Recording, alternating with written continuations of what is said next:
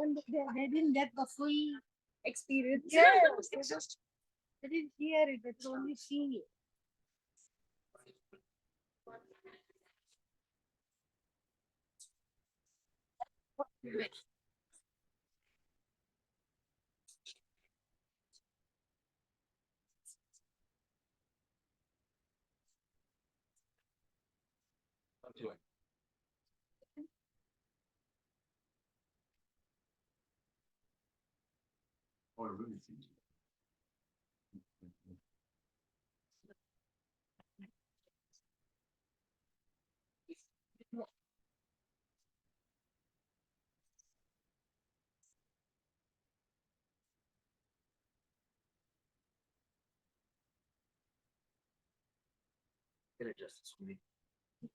Is it too low? It's not, it's perfect, but it keeps swinging. Oh, okay. Let's see.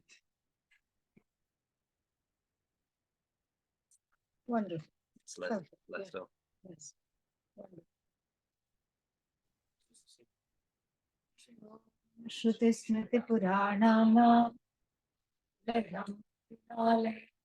Namami Bhagavad Shankaram Shankaram Shankaram Shankaracharya Keshavam Padar Sutra Bhashya Kritau Vande Bhagavantau Punah Punah Ishvaro Meti Murti Bheda Vibhagine Vyomavadhyakadehaya Dakshinamurtaye Namaha Sahanavavatu Sahanau Bhunaktu Sahaviryam Tejasvina Pritamastu Vitvishakri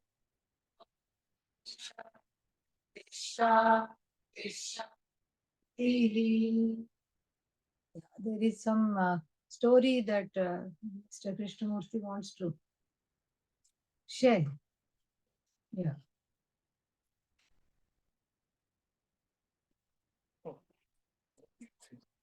Sorry, going back to you. Pranam to everybody. Krishna Subramaniamurthy, retired senior citizen living in Potomac. Last year, when I came to the year-end Vedanta camp at Ashavidya Gurukulam, amusing incident happened. Some people came up to me and asked, "Are you Ishwar?" Turns out they were looking for a gentleman named Ishwar. They had not seen him before. The only description they had was he was a gray-haired man. And I am certainly a gray-haired man. In fact, at my age, I am happy to have hair no matter what the color.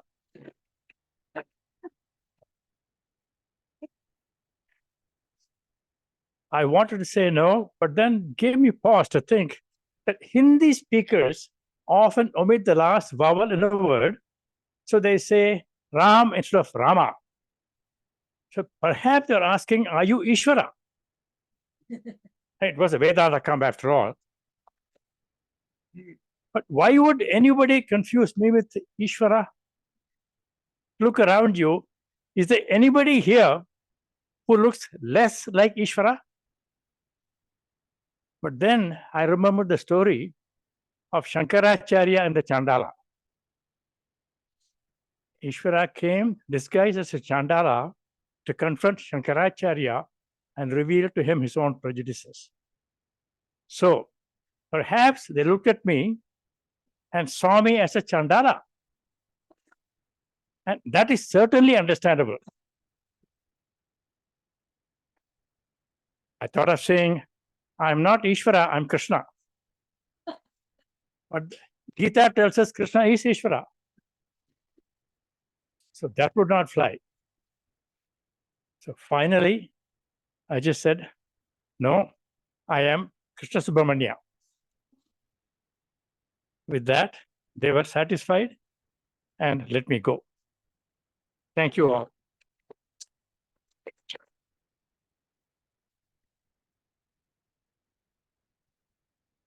All right.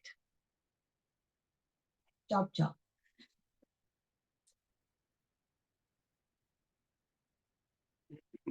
Having described godly or sattvic qualities in verses 1 to 3. Lord Krishna goes from verses 4 to 21 to talk about asuric qualities. Only 3 verses for Daivi Sampat.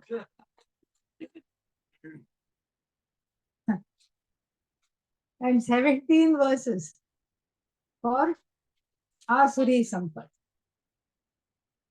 From this, we should not come to the wrong conclusion that the more famous the quality, the more the airtime it is given in the Bhagavad Gita.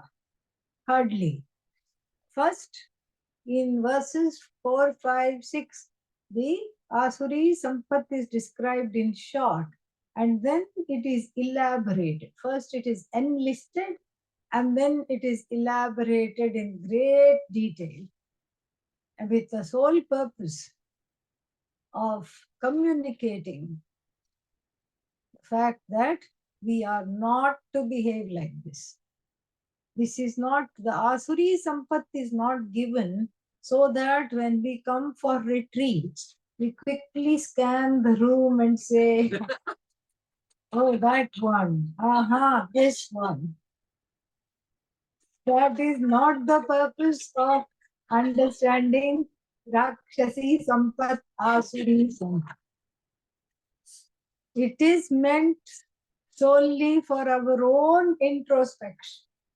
It is not for the purposes of diagnostic purposes of who is Rakshasa. That would just be completely not in keeping with what is here, meant here. And so, with this caveat, let us continue further.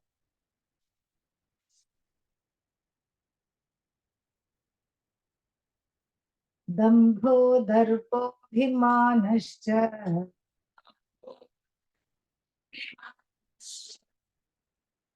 parushyameva cha jnanam chabhijatasya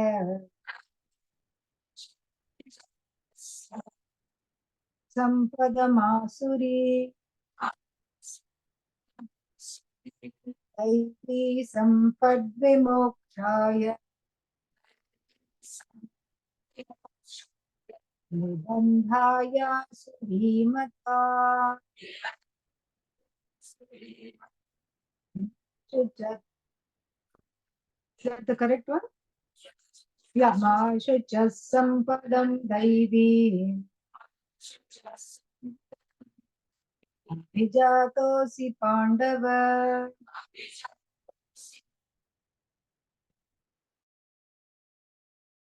Sarvopesmin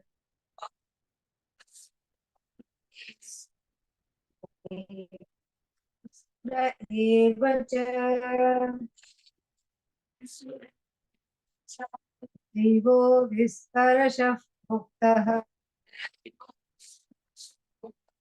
Surampadameshnu.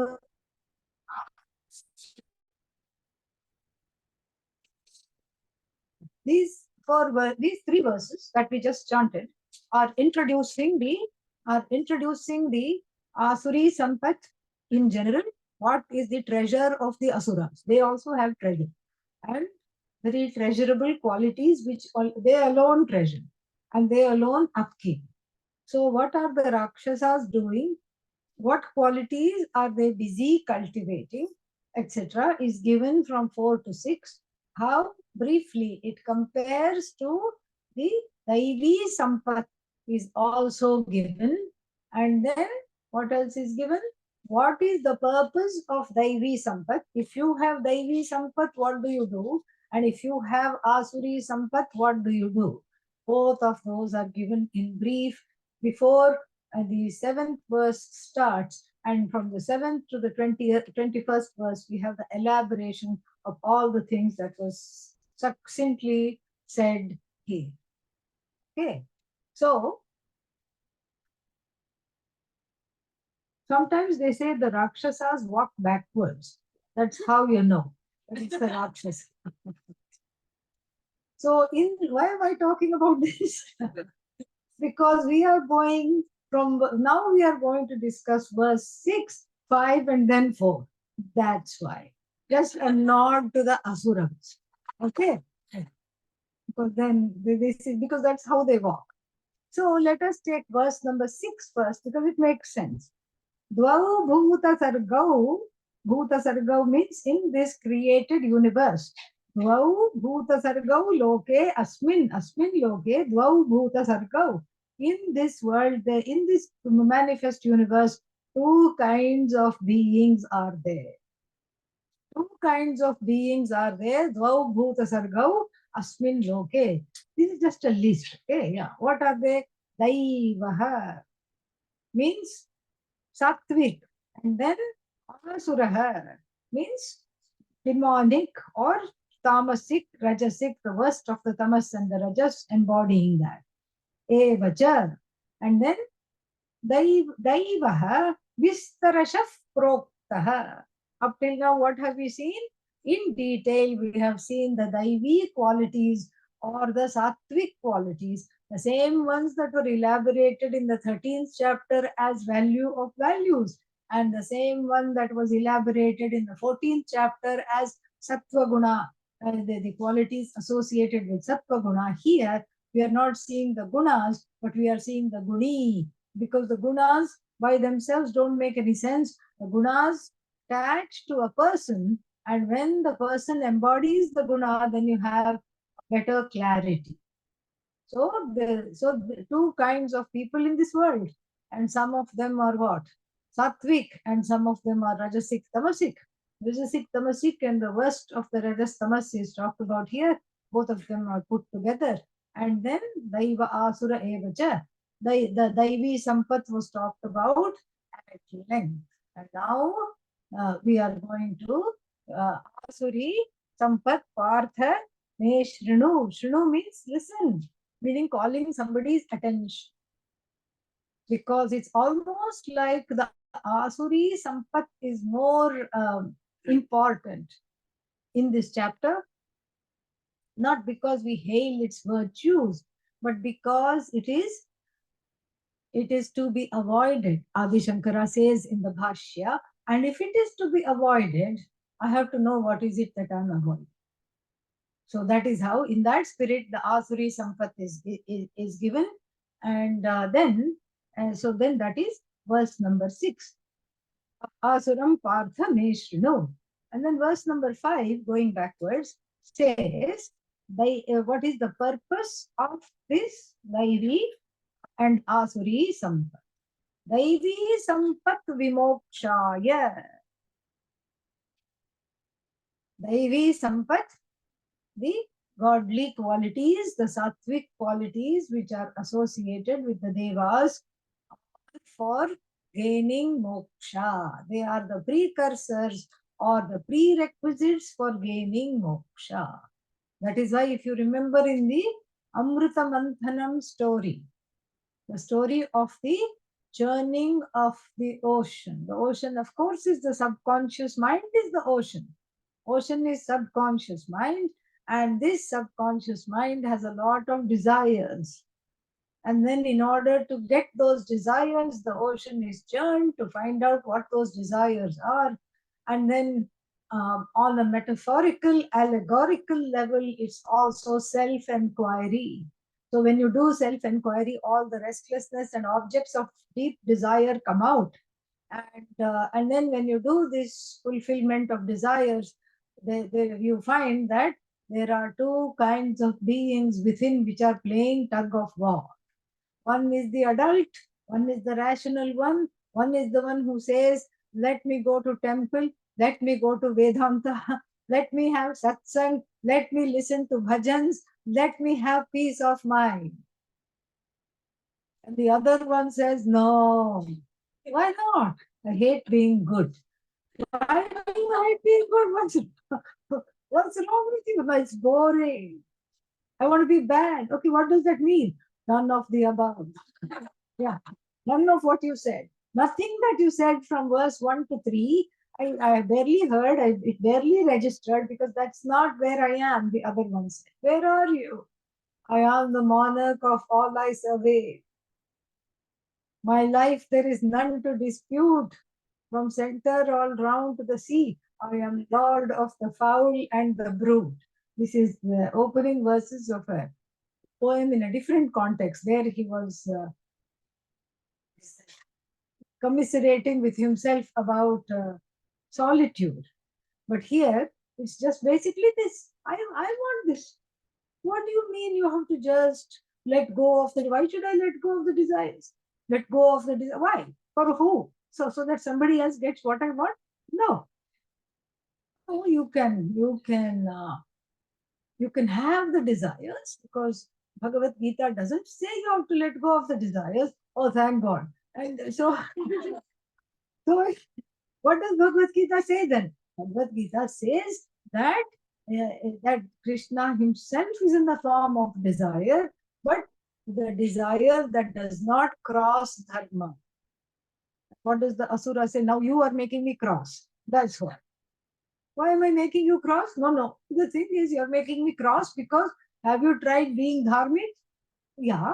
Well, what did you get? Nothing. Being dharmic does not give you anything at all.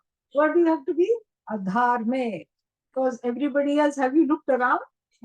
Everybody else is following dharma. You want to stand out, be one in a crowd? No purpose is served. I tell you, only adharmic people gain everything in this world. The dharmic people are trampled over by the shoes of the adharmic people. You know, in between the shoes, in between the soles, sometimes there's a little space, you know, like in the tread. And so the dharmic people are all caught in the tread of the tramplers who are trampling over dharma and who are trampling over the dharmis. This is just Purva Paksha, okay? Don't take it too seriously. This has to be refuted. If you're not able to refute it, see me after class. It's urgent. And so this is the feeling. Like all the adharmic people are gaining. The dharmic people are left to bite the dust. So why should I follow adharmic? Deluded, poor things, you know. So they don't understand that that's not how it is. That's not how it is at all. Because whatever you do pays off. It may not pay off right now because what I want is right now. It's like a person who went to a pickle factory. Okay, yeah. And then that fellow said, "I want to taste all the pickles." They said, "Are you sure?" Yes. And all the 50 different varieties of pickle he tasted, and then he was worried about acidity. So then he had a lot of ice cream to send it down and to coat the stomach. Still he had heartburn. And then he said, "Where is the ice cream? What happened to the ice cream? Come on, ice cream." He's calling to the ice cream. So just like this, good karma and bad karma this follows the same situation. So just because you have done some punya and good karma doesn't mean that it will be returned to you just now. It will be returned at Bhagavan's sweet will. Not your will. Why? Because you are not in charge of the results of action. What are you in charge of? Action. You have free will, you can make decisions, you can decide to act. But what will come out of it, you don't know. When it will come, you don't know. And then you cannot say, "Come on, ice cream. Come on, punya. Punya is ice cream." Okay? Pickle is papa because it gave heartburn. So, come on, ice cream. Come on, punya. Where are you? Where is all my punya? Punya is there. Punya is not being acknowledged. Punya is not being, we are ourselves taking the punya for granted.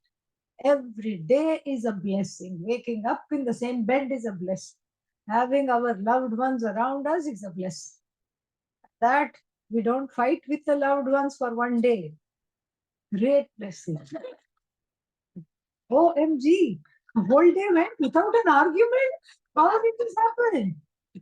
Great blessing.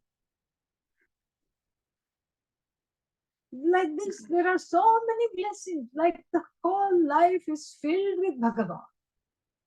It's like that there is one, I think, biblical story or something like that. You know, what is that called? Footprints in the sand. Yeah, so you know that. So then there are two footprints, and then the man is happy. Oh, God is walking side by side with me. Then there's only one footprint. He says, aha, you left me. No, no, no, I was carrying you. You heavy thing. I was carrying you. That is when I was carrying you. You were not alone. You were not, you were never left alone. But that we do not acknowledge. And so, therefore, this is a caveat. And so then the purposes of these two sampats are described in verse number 5. And then what is that? Daivi sampat vimokshaya. To have freedom from this asuri vritti that is within all of us. The one that says, I want to progress on the spiritual path, is shut down by the other one which is playing tug of war, and by saying spiritual is overrated, dharma is overrated. And what is the proof for punarjanma? Were you there? What is the proof for heaven? Have you gone and come back? No. Keep quiet. This is the other side. So the Deva and the Asura vrittis are fighting in the heart. That is the metaphorical meaning of what we started to talk about. What is that? The churning of the ocean of the unconscious mind. Then what? Daivi Sampad Vimokshaya. Ultimately, who gets the portion of immortality? Devas. Devas are fed the portion of immortality. Then there is a board in front of the tent where they are given the portion of immortality. Portion of immortality means Upanishads chewed up in a digestible, assimilable form. That's the portion of immortality. No other portion. And nothing is there. To free one, if we could just drink a potion and get freed, nobody would be here. We would all be just drinking potions and finding where to get more. This is what it would be. So the potion is again metaphorical. Potion means the Upanishads, the teaching of the Upanishads in a delicious and assimilable form where the pramana is unfolded by the teacher to the guru.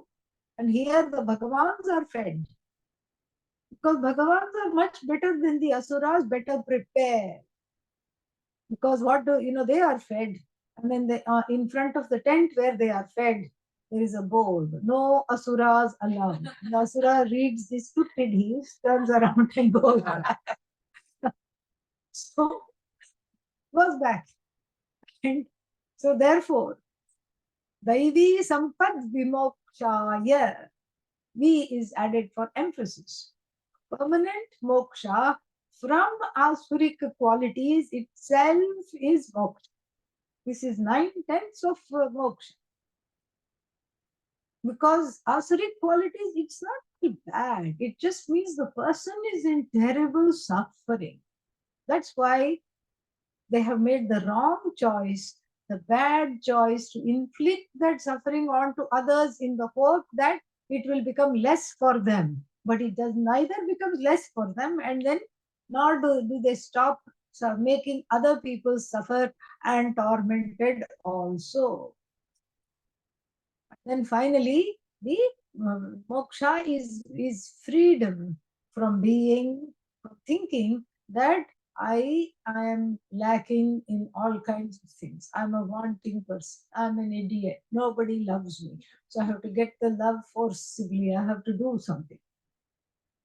I can't sit still even for a minute. Why? Because I have all these desires.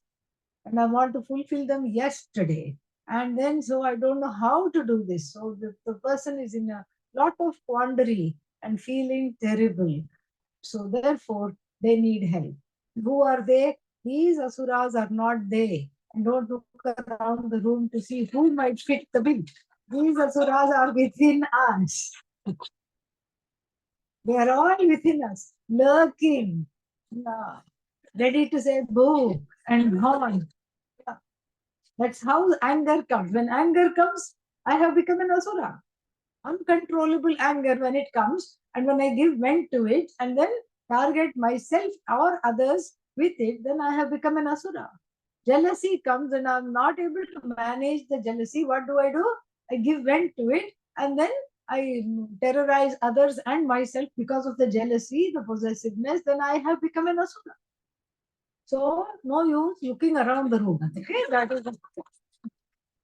So, and so vimokshaya, daivi sampat vimokshaya. So for vimoksha, moksha from all these difficulties, the difficulties of feeling this sense of bondage. Bondage is notional because the Upanishads tell us that one is already free.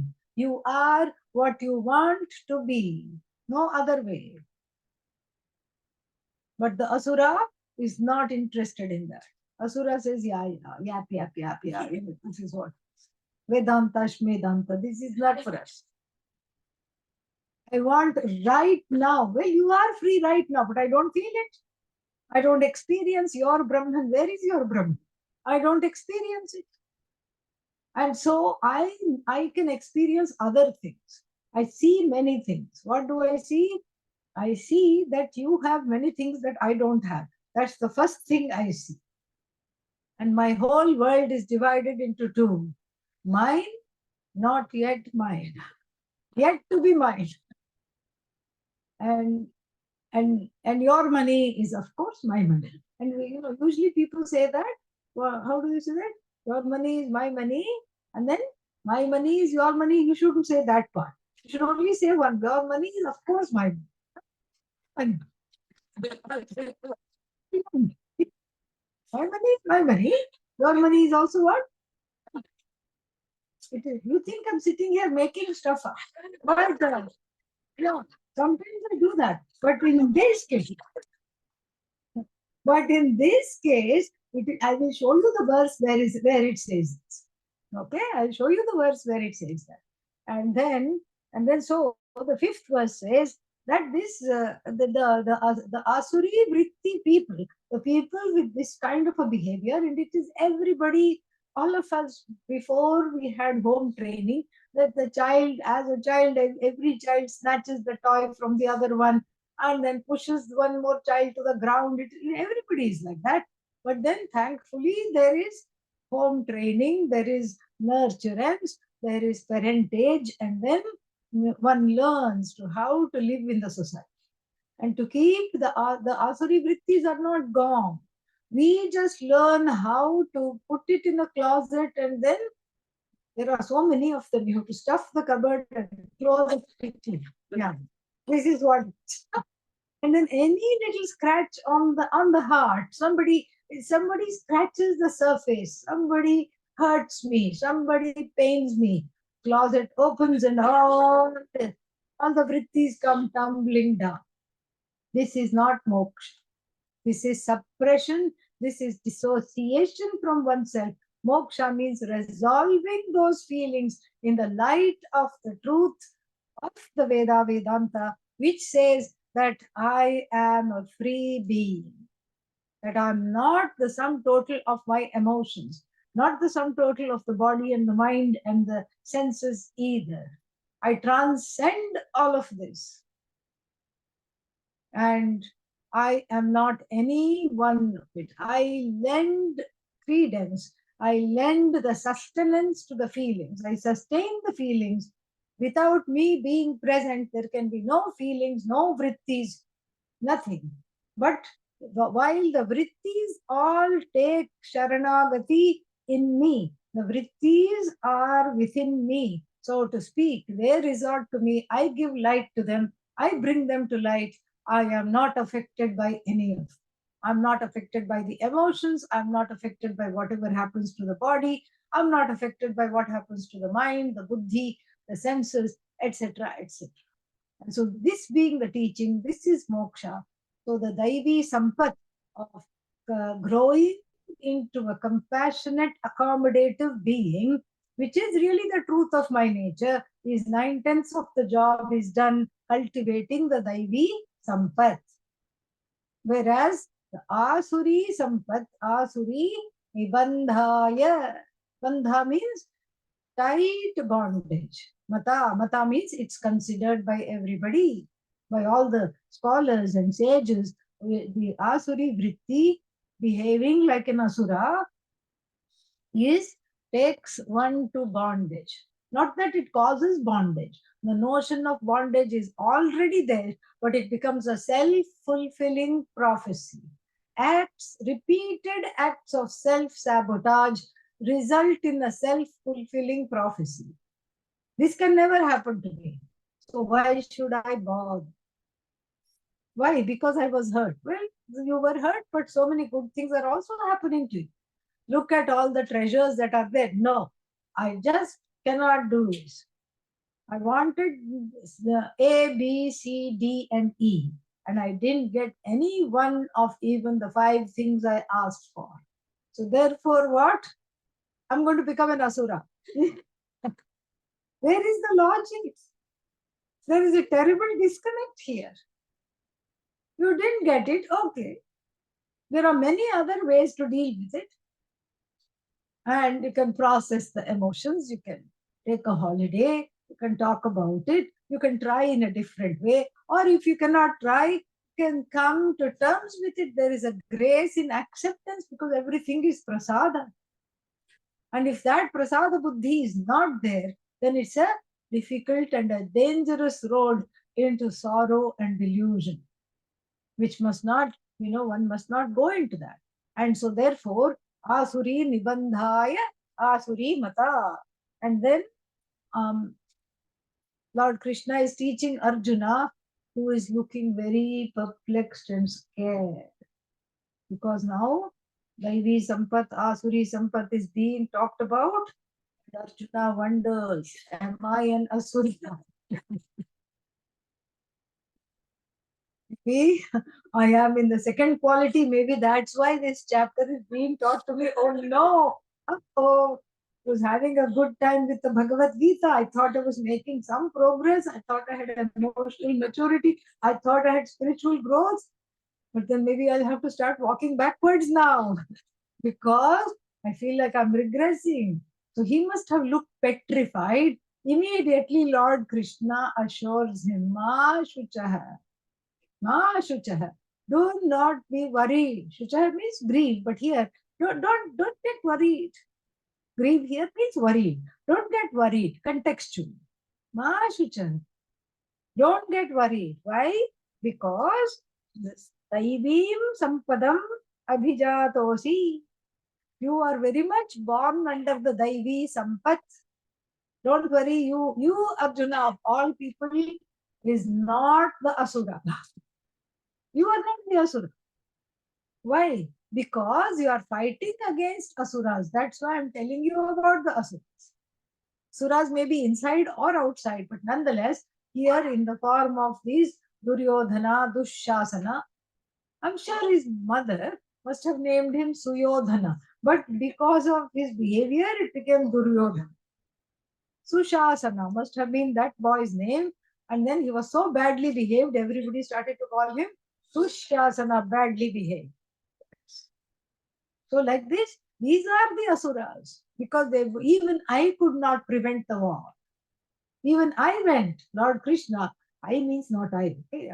So, yeah. So I'm old, but not that. So it means Lord Krishna saying, even I went to stop the war. I could not stop the war. Imagine the force of the free will of the Asuras there. That even Bhagavan could not do anything about it because the karma of the Pandavas and the force of the free will which they abused on part of the Asuras was so strong that the war had to take place. So then, so you are definitely belonging to the what is that, Daivi Vritti. And then we hear what are these Asuri Vrittis are given in verse number 4. Dambha. Dambha means the pride over something you have not even done. It's one thing to have an accomplishment. It's nice to have an accomplishment and then say, I'm proud of because I did this. I invented so and so. I helped somebody. My whole family relies on me for this, that, or the other. You can have that is called manita. But here, dambha means I haven't done this, but it's hypocrisy. I'll pretend I have done this.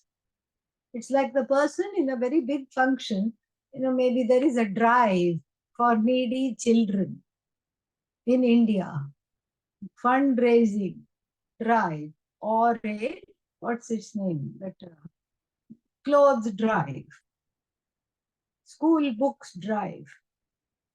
And you'll see one person who's very present everywhere, shaking everybody's hand, doing namaste to himself mostly.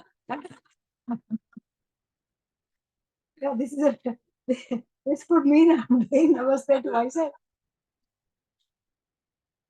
Swayam Pujya, considers himself, herself as very worshipable, not in a nice way.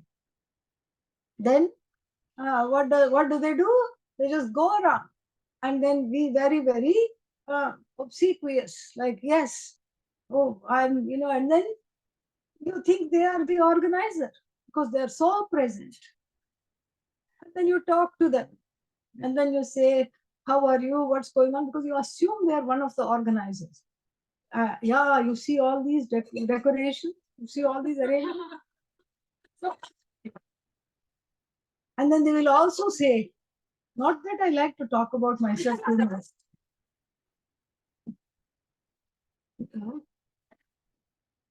And then I see the organizers I know who have invited me coming, and then I say, oh, maybe we should just give this person a special honorable mention because they've done so much work.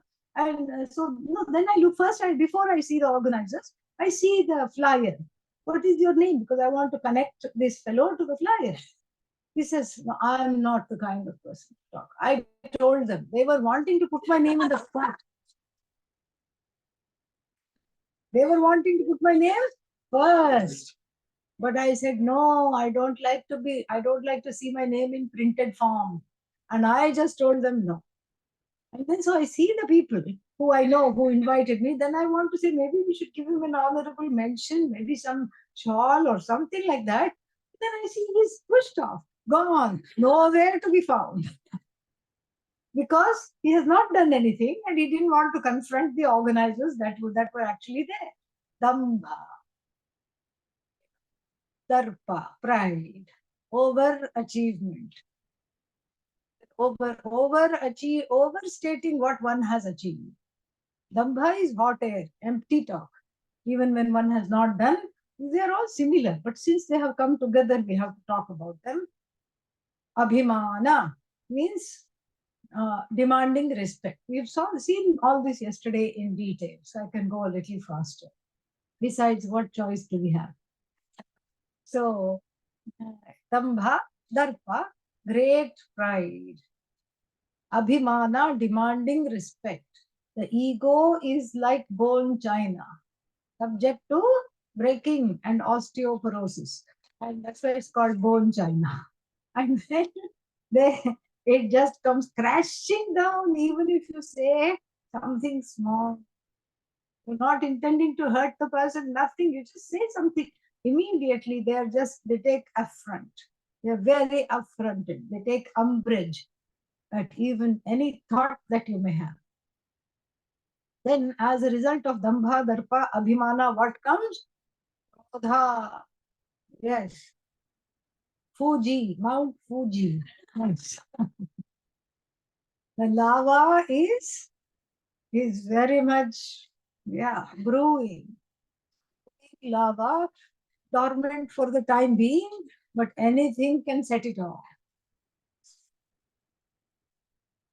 Hot lava comes. And there is no prediction. See, they can predict earthquakes, They can predict even what the tectonic shifts in the plates. They can predict tsunamis. We cannot predict lava. So when the person will be angry, you don't know. And the anger here is used to control people. That is going to be discussed when we discuss each of these things in detail. That's why I don't want to dwell on this verse too much, because each of these things is going to be talked about in great detail. So, Darpa, Abhimana, Krodha, Parushya. Parusha means cruelty. Unnecessarily cruel in words, deeds, unnecessarily cruel. You can let something go, you don't have to keep on beating it, flogging it. Even in its next janma, you're beating that issue. You can let it go, let it be, it's okay. No, it's not okay. Well, that, whether it's not okay or not, it happened, right? Yeah. But it should not have happened. It happened. No, but I'm going to make sure that they know it should not have happened. Yes, you already talked to them. No, I'm going to make sure that they know what it feels like. So how will they know what it feels like? Because I'm going to unleash certain actions which are unnecessary. So therefore, this is parushya, unnecessary cruelty, meanness. Parushya is also like paishuna. Paishuna means like meanness, but talking ill about people. Gossiping and talking ill about people all the time. And sometimes you have to, sometimes you can talk about people to understand their behavior. Like, why did this person do this way of mine? That's a different kind of a discussion than saying, condemning them completely. So this is all comes under parushya. Then what's the next one? Yeah, ajnana, of course, yeah.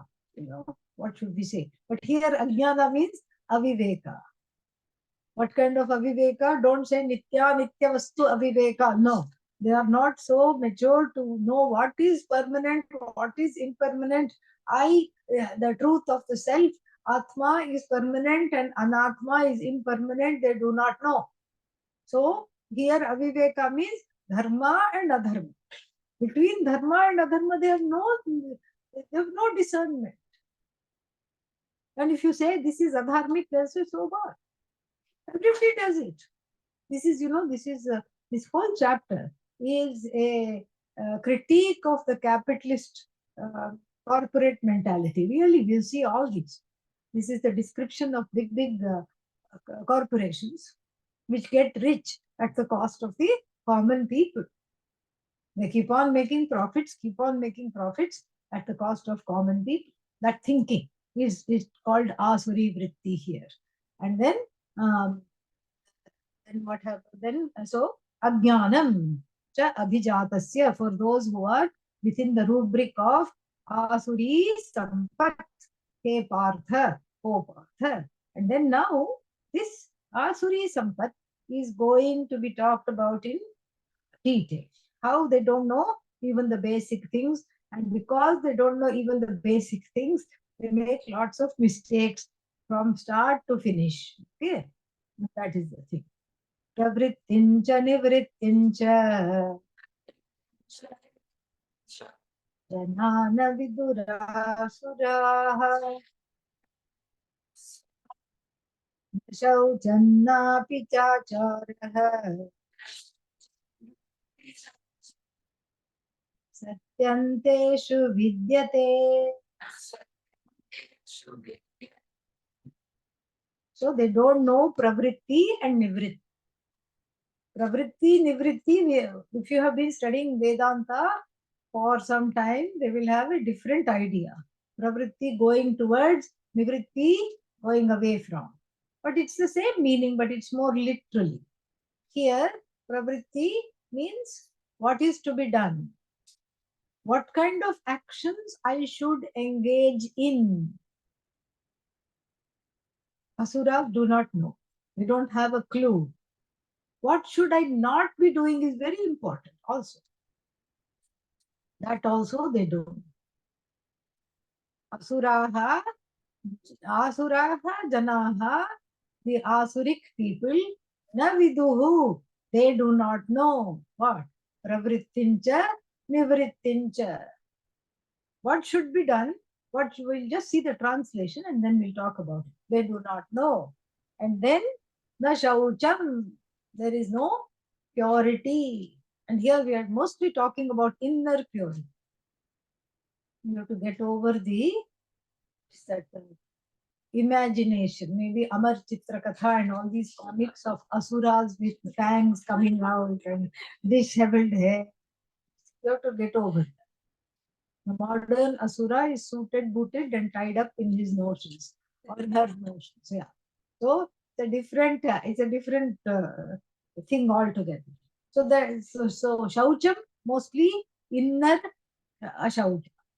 Inner purity is not there. We'll talk about it. Then what else? Shaucham, na api cha acharah. Not chacharah. Okay, there is no such thing called chacharah. Chacharah means the behavior towards uncle. Chacha. No. No. Na cha acharah. It's not chacha. Okay, yeah. So don't think of mamas and chachas over here. And then, yeah, because Gita is full of these kinds of entertaining things. And then, even Upanishads. Mama Brahma Nirakuryam. Mama Brahma Nirakarot. Yeah. May the uncle never deny Brahman. No, not like that. Okay. So we have to be careful here. It's not a chacha. It is cha plus acharah. Cha plus a plus a plus a plus a. Therefore, a plus a. Acharah. Cha acharah. Acharah means what? Behavior, conduct. Their conduct is very compromised. It's almost like they never grew up. You know, the things that are cute at 2, kicking and beating your parents.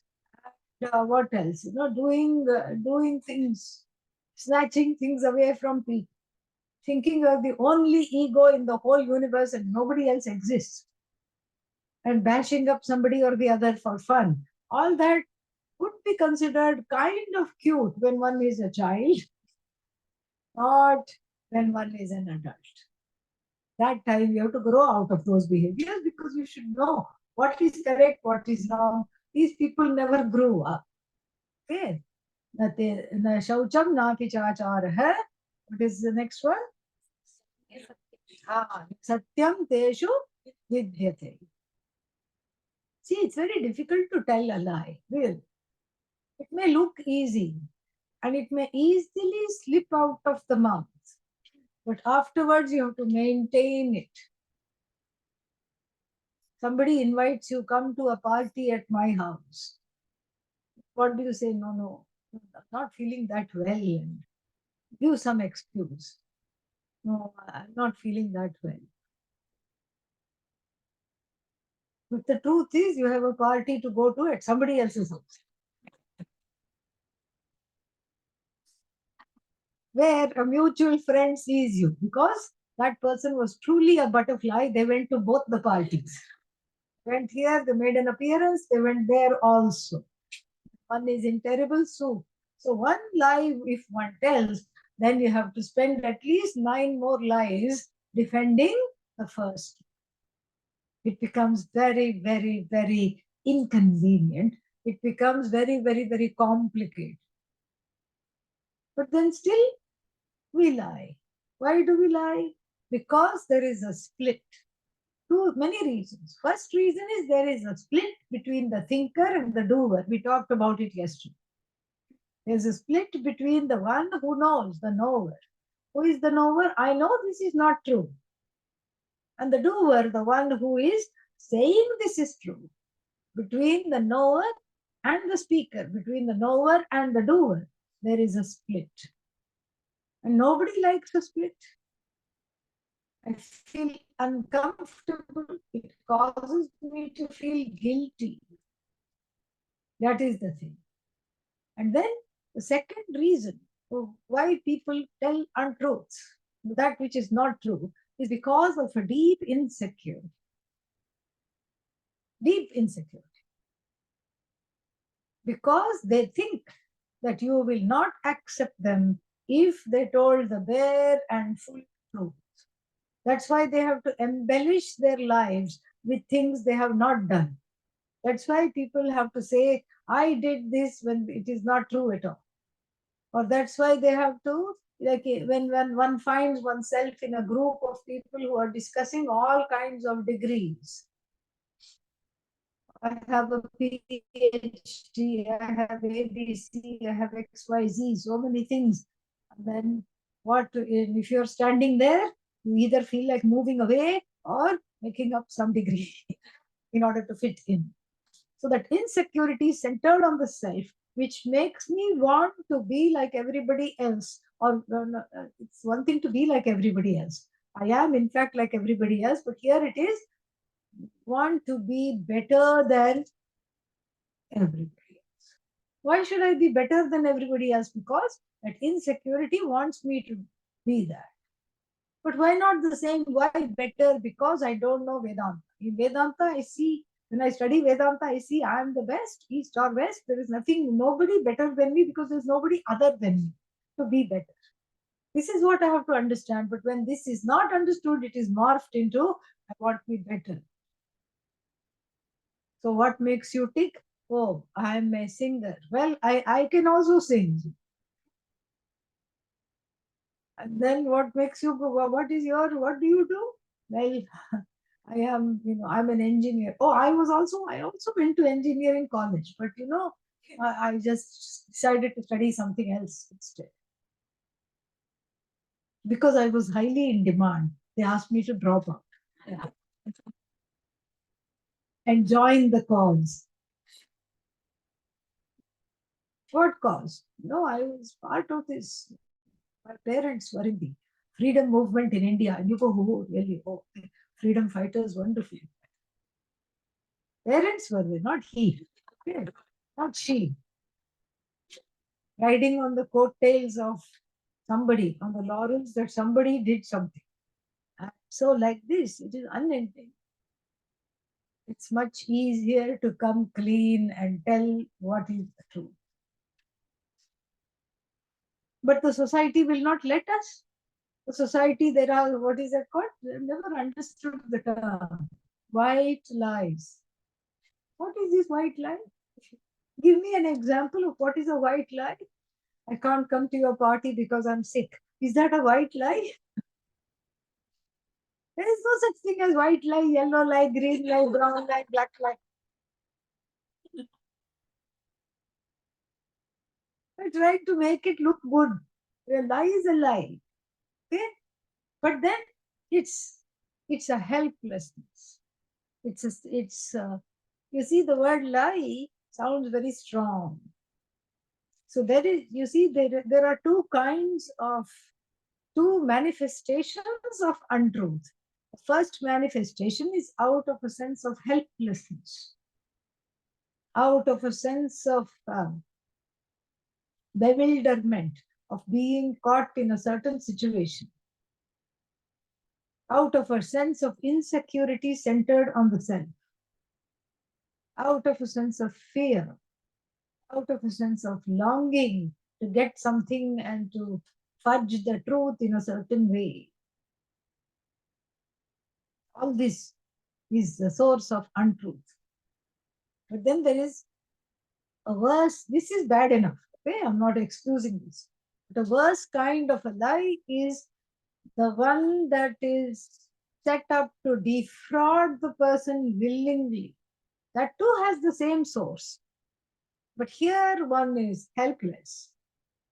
And then there one can and should stop the behavior, but one does not. These are all the corporate people. They will all be lawyered up. They'll have the attorneys on their side, and then they will present the matter wrongly, and then willfully they will defraud another person or another organization, usually a vulnerable person. They will willfully defraud. Now that is what we consider a lie, really. The other one is also a lie, technically speaking. But here, what is operating more in the first one is a helplessness, and in the second one is greed and cruelty and free will. Here, I'm lying out of a sense of habit. It's a bad habit in order to protect myself, in order to look good. And since it's a habit, it can be reversed. So many bad habits are there. Some people say, I can't go to sleep at 10 o'clock. Go to sleep at 1 o'clock in the morning, and then the next morning I'm not able to wake up. That's a bad habit. You can reverse that. First 2 days you won't sleep because you went to bed at 10. You will not be able to sleep. Then afterwards, with the habit, you will be able to go to sleep. You will not, you will have a transformation from owl to human being. So, and then everybody will welcome you back to the world of the human beings, the daytime people. Yeah. Back to our, what is that called, circadian rhythms. So this is, that is a habit. The habitual lying is because one is become slothful, tamasic, to one's own disconnect, to one's own insecurity. I have become lazy.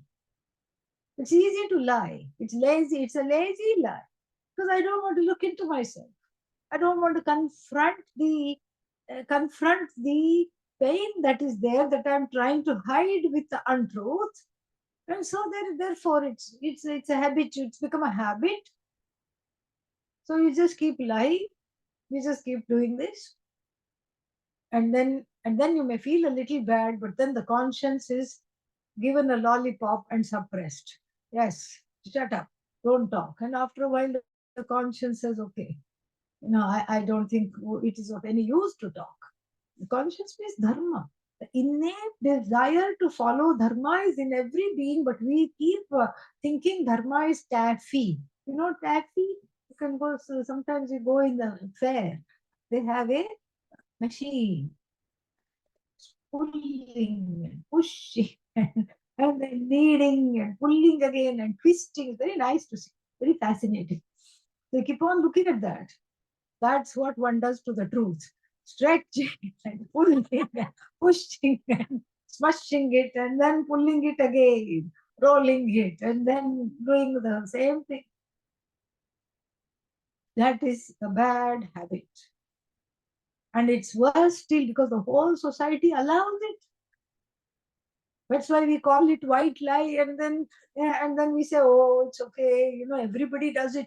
Just because everybody does it, everybody's jumping off a cliff. So, will I join in line? Why? Because everybody's doing it. It's inimical to me. First, I have to understand. See, if we talk about truth speaking from the standpoint of benefiting another person, nobody will listen. Even sitting right here in front of me, people will get checked out. They will look like that. Kind of a glazed look. I see everything. So, a kind of a glazed look comes because we are not talking. Why should I benefit somebody else with my truth? So that's why that's not the way to present it. Because Vedanta is all about me. It's a me mamsa. It's an analysis into me. All about me.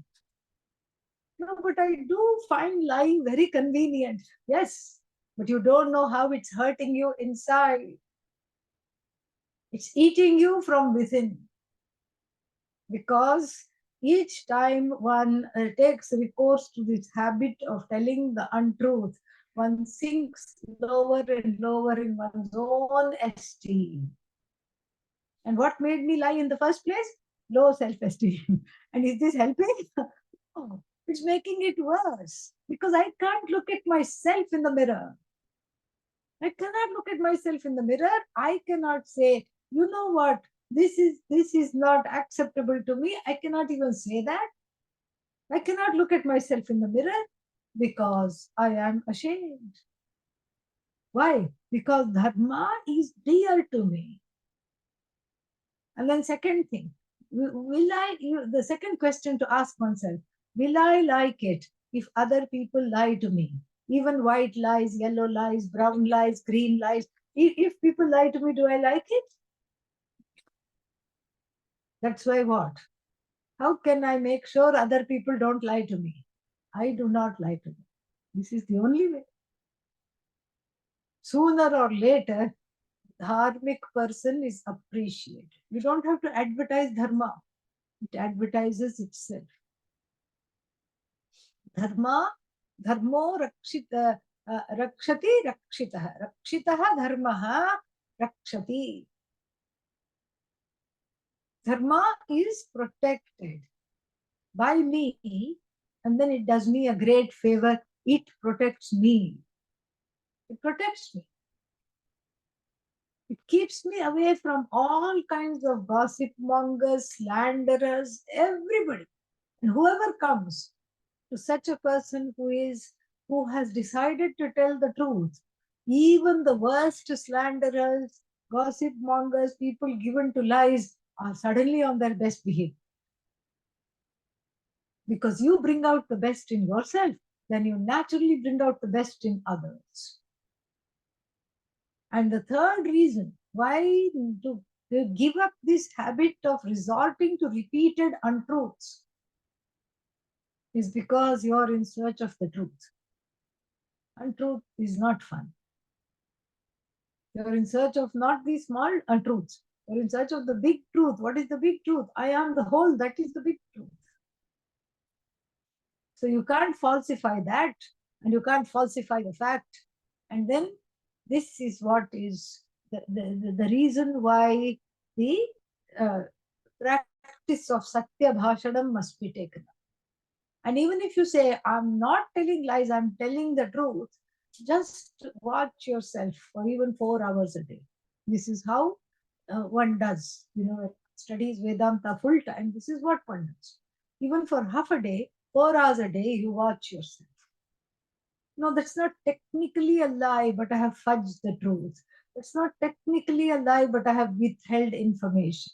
That's not technically a lie because I said half and left the other half. So all this, we fine-tune our character to exclude these options. And when we are in truth, we are not afraid to face the consequences of the truth telling.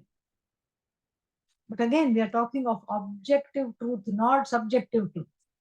Subjective truth, you can't so suddenly tell somebody you are ugly. Why? It's the truth. Yeah.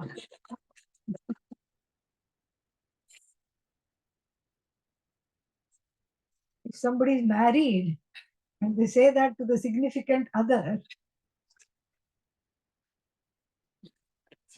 finish. The end.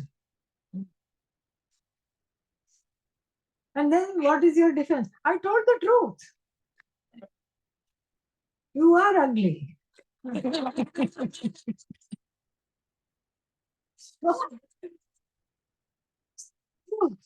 That's your subjective projection. What we are talking about is facts. Not your subjective projection about how somebody looks, how somebody behaves. It's a fact. Ugly, beautiful are projections. They are subjective judgments. They're not the truth.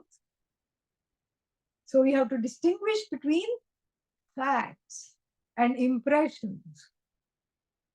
And then, even then, The truth telling has a certain finesse to it.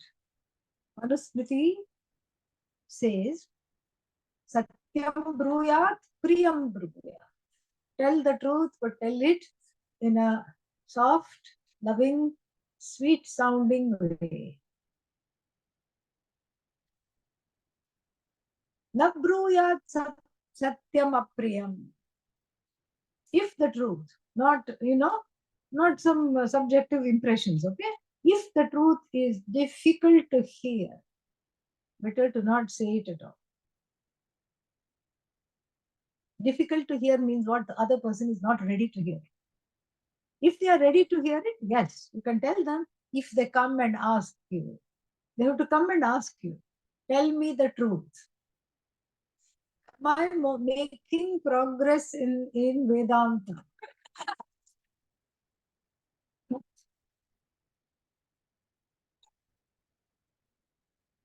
And if you say no, it may not be true, correct?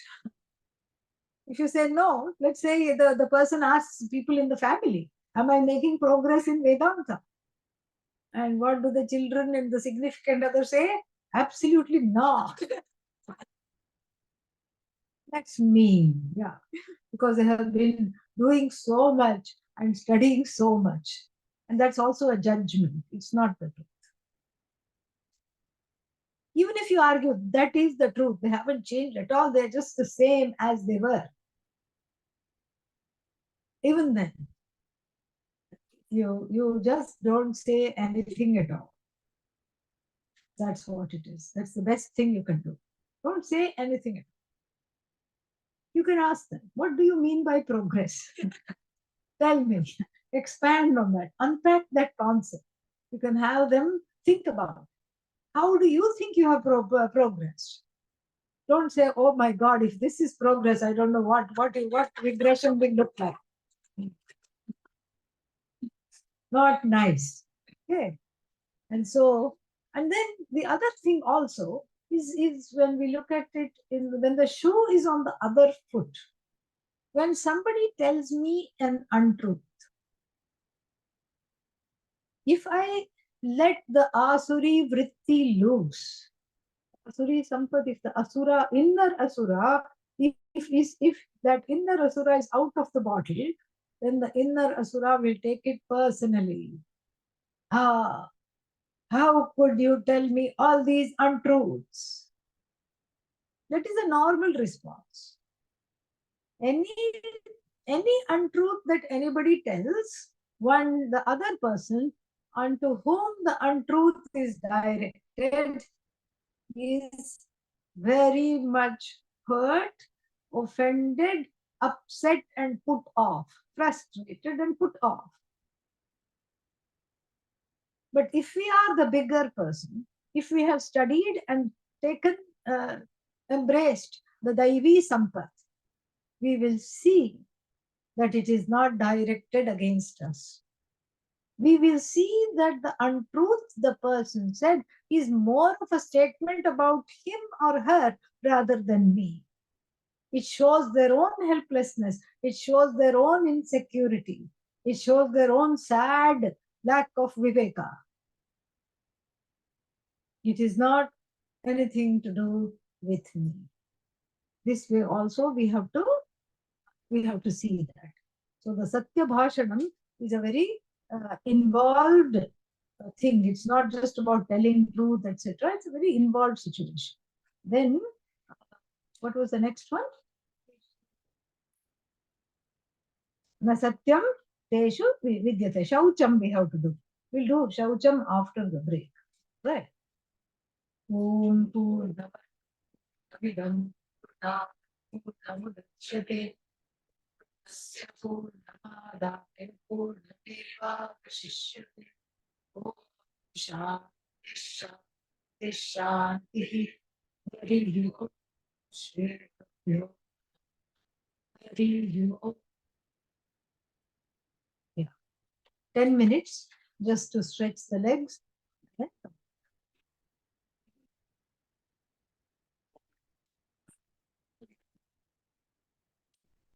Should I get the feet down?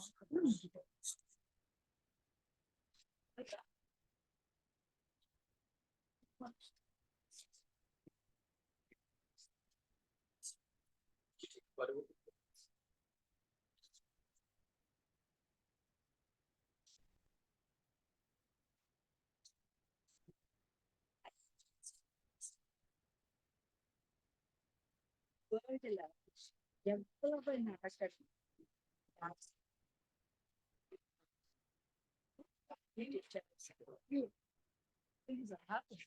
Just see, follow the dharma. Yes. We will be just pray. Why it is. You know that Bhagavan has Alexis Alexis, not individual. So smart. Very true. Nobody likes war. Nobody likes death. Nobody likes it.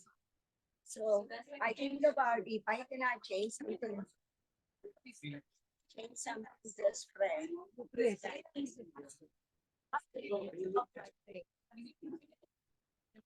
Like,